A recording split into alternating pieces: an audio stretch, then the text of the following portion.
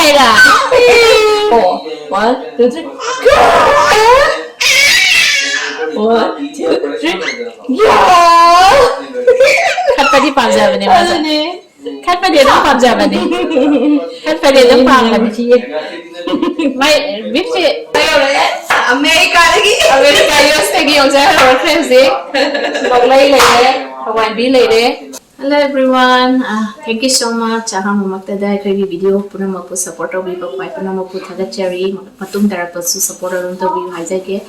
Ado ngasi ki video asidi special guest ama lakturi koida ado maman su lakti lakre ei video blog te samaudre ado ngasi de dum memory oina ba ina blog macha ma sem ge na macha ji sembani Esura kay no tawa video budi na te do so ina dum tung da memory oina ba sem hoge ni ato koi da lakti ge mi saksidi koi de Canada da le ramaga Canadian citizen on re koi Manipur de ni ato Canadian citizen di pola matung da koi US ki green card mo apply da na green card si phanga ga mo se chakre agi chanapi Thaja kogam dai da mo se pok kan da mo se landing da ga da ne mo se chakre ado agi Thaja gi da makta diaper zenin koi diaper hapagi kano do pibi rambedu niki do niki ga hers kanani ado koi lakpasi hayeng si lakani na plan ni tawrambani ado mo koi je hayeng si hallarani na kano tawre do na ngasi si una se na hairakpoda e koi na chak amadi chagi se na hayeng si cha se na plan ti tawra leibani ado hayeng chatleni morning chatleni hade ngasi nu da se na khra sa lao ni thong ba do magi du pasi nan Manipuri ni nan Manipuri ho jara ga su khoi gi keno se khoi mete gi yen thong se ma se khoi muro ka ha pa ga cha ba do yam pa me ba magi du pasi keno se khoi mete gi yen se thong ga se khoi umuro ka se am ha pa ga ma ma ga se khoi de la ba cha ge do yam ha we na ma ai mi no so no sang de thong kan de jong khara thin bi de mi khoi sai da le gan de ado hajiti mo si US to home do ko yum se bara sando on bai tari mo ni si le mo gi yum se kini da yum se de na mo bara se mi se thoki de na che kai kai process kar to gi lak bai tari no ni ni gi ado de na mo se hayeng khalar ni hai re hayeng handram ni le ngasi di charam cha se na do ma them saning di yen akhoi me te gi yen thong bo do phajana umro ha ba thong bo do cha se hai re ado ga irombam tawgi iromba tripura special de iromba machal sidai ko no chara age to ka ichana ka ngom ni ngore ke adu ka kaino mana saladam ga sembe do mo khoji pokra su yam pa mi ba pokra su pa ba se pokra si thom ba si ngam ga dra ri yenge ngam si ga ai hayeng gi plan oyamaga di khara ngan la ang go dang khara to ba yaram ne do ngasi de ke no tawram de na plan si lang sin nang aga di thong ge nang draga di pokra se tu oge na ke no tawri ado mo khoi se hayeng han gi dore ado ji si horen iromba di pra special ne ngale go charake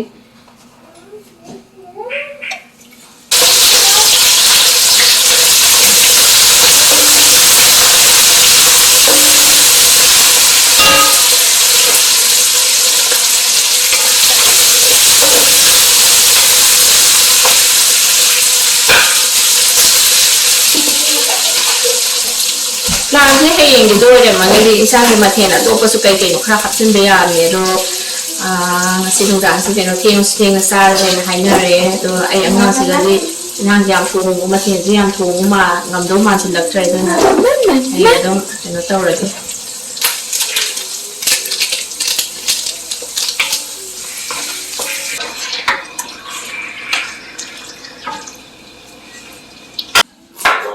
Niki lạc thế gì? Dùng chắc có dùng say đâu đấy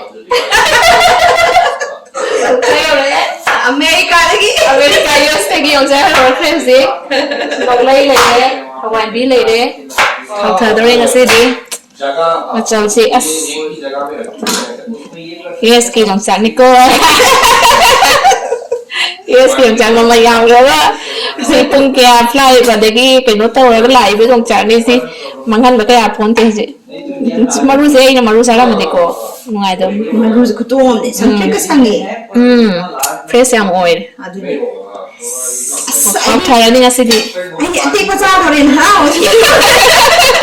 Sa wari sa tingin si degi sina kari tungning ko. Lomba ka hapa ka ngai ro ngasi di. Alu siya mga hapsira. Yes. Ay, kandi ko. Ha. Ay, kandi nang chang go dumi. Sisi. Morok sidi umurok tek pun tau sira, akang bon tau sira ka na umurok hai nang kal umurok tau sira. Mati. Mate. Au ga do ba. Akang bon ni hau dei ni. Akang tau.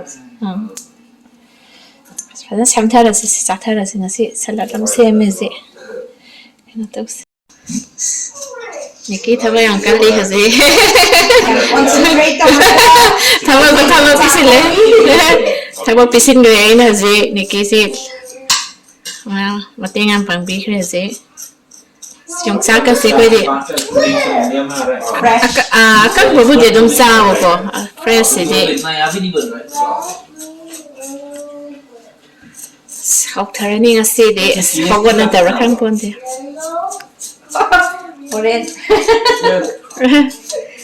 Oren tumba ya.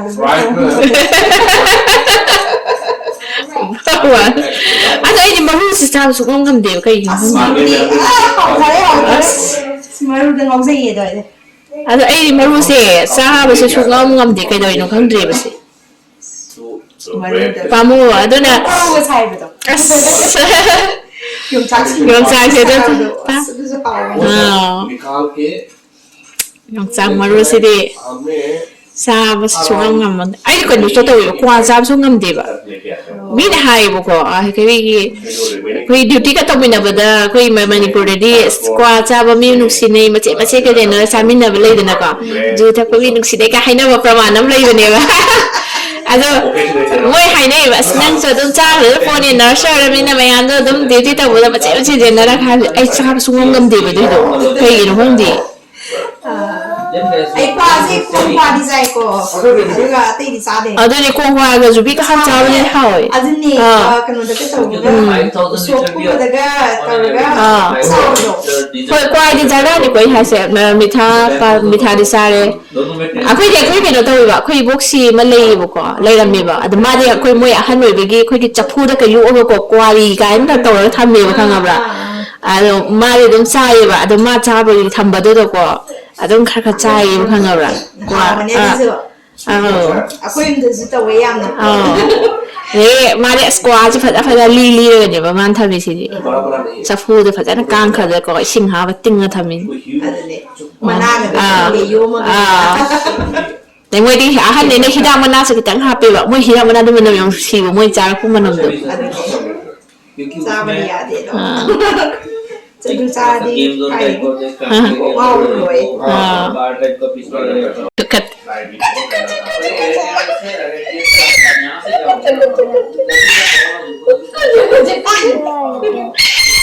Ya. Ya. Ya. Dekat tuh. Ya.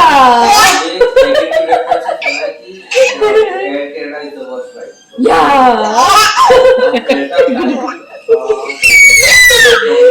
Kuning video. Kecil. Thasa ba? Pamilya mi lại là. Oh, 1, 2, 3. One, two, three. Yeah. Khát pa di pam jabe ne masa. Khát pa dia dong pam jabe ne. Khát pa dia dong pam jabe ni. Mai bipsi. Kan ada pam bi ba ngasi de. Big zap ko. Moi sini ni ko pam bi ba pam jabe ne na khoi ada de angang si ama na mo pam pai ba ama na. Ni tham da bani. Akhoi sida di mama ga papa ga si na. Lay da. Kak lideng. Ha?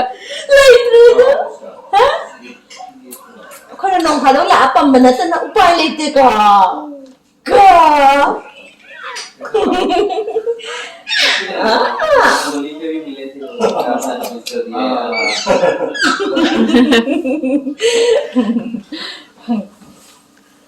Thasa ya.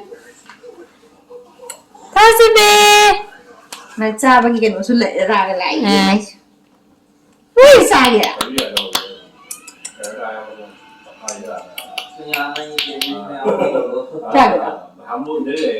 mắm chân má sẽ sau mấy mà tầm đi cái cả đây mai sẽ April dong cái pi đi bố cô được May cái đó cái pi bố cô đó April si doctor là số mà pi đi hậu rồi thì hay đấy bố thế Yuri cái xem mà pi thắc có pi ra hậu hay đấy mai head control chỉ phải là ngâm đi hay bố thì nó pi ra hậu rồi anh này cái tăng tin được tăng ngày thì May cái đó tàu mà nó phải cái này khá là vậy cha đi nghỉ vậy trong bữa cha đi nghỉ vậy food macam introduce over ho mahali macam hujik na taba fruits ta mix ta gano ha fruits ai sa sin fruit jam ta pam da ba tori si kai no khang de ai si da di ko ani ni pi ni na ni pi ni pam su ya ida na hai ra da natra ve ma Machani yeah hey nupa di pam da bane hai chao ya ji Edina bukan saya sih ngasih sukses aja. Apple macam yang bukan saya sih ngasih. Tapi itu kalau apple macam yang bukan saya sih. Edina apple ke orange ke kerja ibu grapes nong je. Sih nak em saya bin. Nungaikhre bro saya. Kita mau hai ro starter ke video vlog bana. Chana juga. Yen juga. How Hồi em đó cái nó đang đi nó đang muốn làm mấy đà rồi đó mình kỹ phẩm giờ mà học cái hồi em phẩm giờ bây dùng chặt cơ mấy đà đó lại tôi kita muốn tiêu sẽ phải thổi cái lại đi yamna đi yên thì cha nó buồn nào đó use cái lại thổi cái lại này đó how rồi starter kia आपका अच्छा YouTube blog था ऐसे time pass बना है tricky lady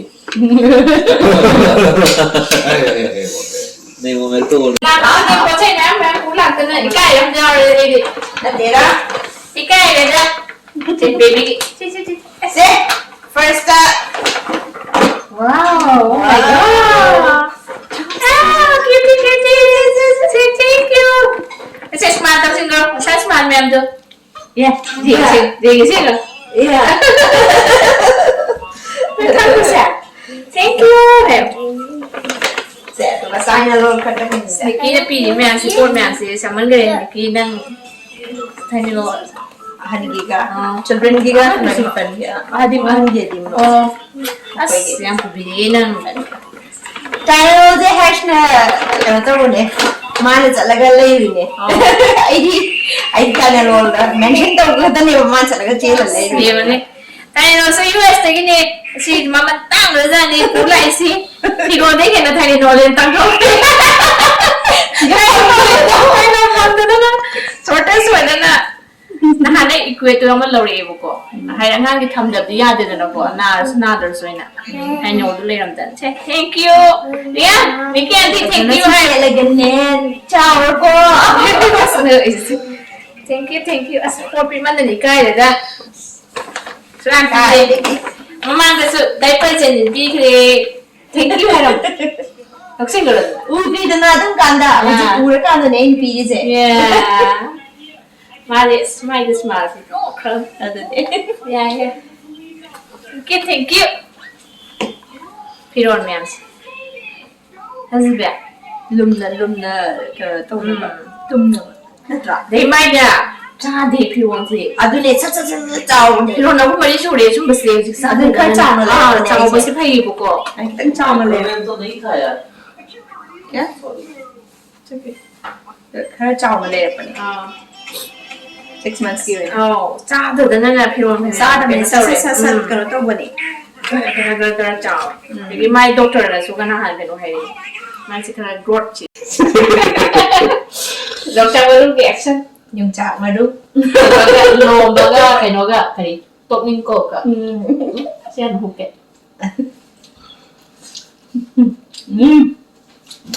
wow no baru din ang hayro mahau de hau de hau yang tung ning ko manam sina so kare Open house. yung cha ma du de Rabom này. Mới hồ này. Sao em rồi? Nói em lệ. Fresh không chào chào và đi. Đây chào cũng là không biết. Này quỷ đầm bên đi, quên đi buồn quỷ đầm bên. Ini coca lo lega. Cái nó thế nào rose. Mà nằm gì? Mua lộc xí. Ồ, mua tết con luôn đi. Rồi, những cái nào chắc chắn là làm ngày đấy. US đấy kia, bằng tiền ăn đấy. 9 hours drive. Mày. Này thế nào làm cân này. Ada nih. Iromba. Ada ke tiga cara ba. Thau đây nè. Thảo đây đi.